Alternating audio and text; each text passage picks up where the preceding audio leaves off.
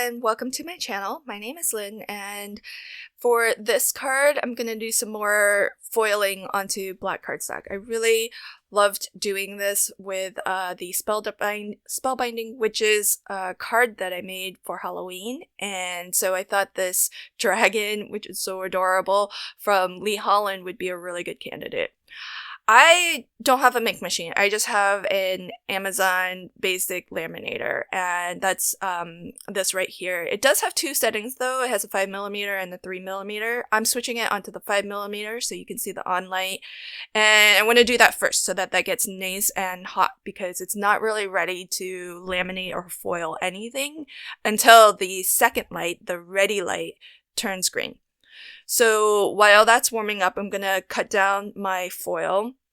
My image is already printed, so I use my laser printer to print onto 100-pound black cardstock.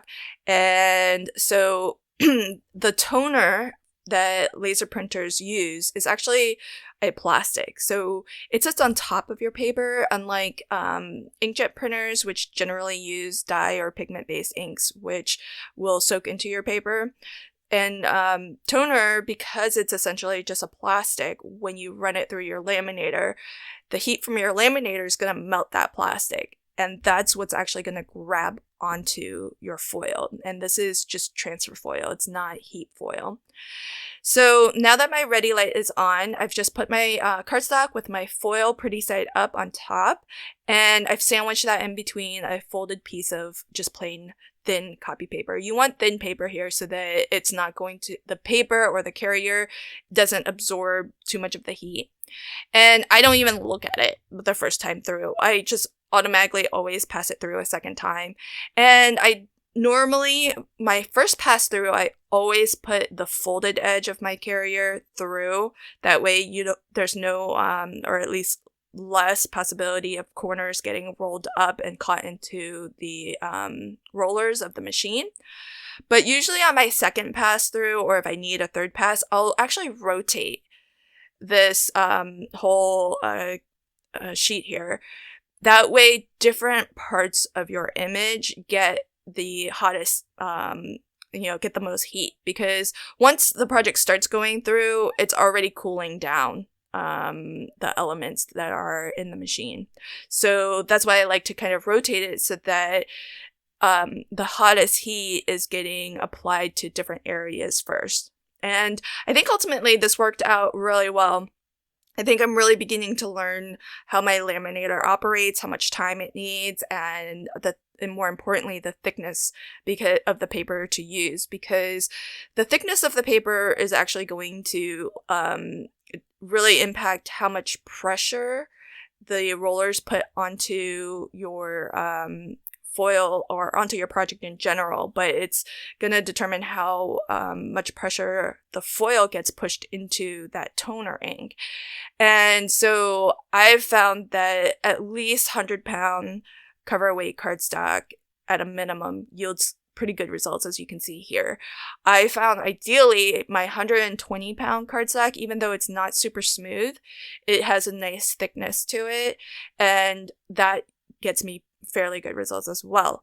So the smoothness of the cardstock is the other key factor as well, because with a smoother cardstock, you won't have a lot of, even though they're small, like little bumpy areas that might make it hard for the toner to grab. So I'm going to do some color pencil work here, and the first thing I did, which I'm doing a little bit more of there, is to block out my highlights with my white pencil. And that basically makes it so that when I color over that area, I'm not so much coloring onto black, I'm coloring onto white. So it helps to preserve the color and make it a little bit more true to the marker color or the pencil color, as opposed to coloring onto black, which sort of makes it a shade of that color, makes it a little bit more muted. And it helps to kind of keep the highlight areas nice and bright, because you're not going to be able to get that same brightness by coloring right over black. And I find better results personally by putting the white down first as opposed to putting the white down over. But certainly, just as I did there, you can still brighten up some areas by going over an already colored area with white. And that does that can make it a little bit brighter, but I think, starting with the white helps a lot. And I generally color the same area multiple times. So I'll go in with my darkest in my shadows. I take my mid-tone color and I go over that shadow area entirely, and then I start creeping a little bit into my highlight area, but not fully. And then I take my lightest color and I go over the entire image again. And so I do work in small sections, and that just helps me to kind of focus on, an area and get that looking right before I move on. And so here I'm gonna use my pan pastels to just anchor, give a little bit of atmosphere to my image. And I think on the bottom there it's supposed to be snow, but I think it almost looks more like clouds, which I'm okay with. I think it's cute either way.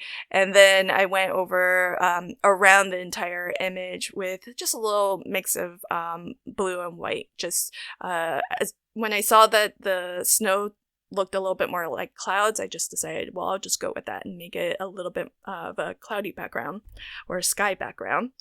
And I did add some Love from Lizzie's pinstripe stickers because the Santa hat is really the only place where I used red. So I thought by using some red pinstripe stickers, it helps to kind of make that Santa hat a little bit more of a focal point, and helps to bring that out a little bit more in the image and anchor it at the same time. And then my Happy Holiday sentiment is just gold foiled die cut from a die that was in my stash. And that pretty much completes my card. Thank you for spending some time with me today, and I hope that you enjoyed this video. If you did, please consider liking, commenting, and sharing. And until next time, happy crafting and have a fantastic day. Thanks. Bye.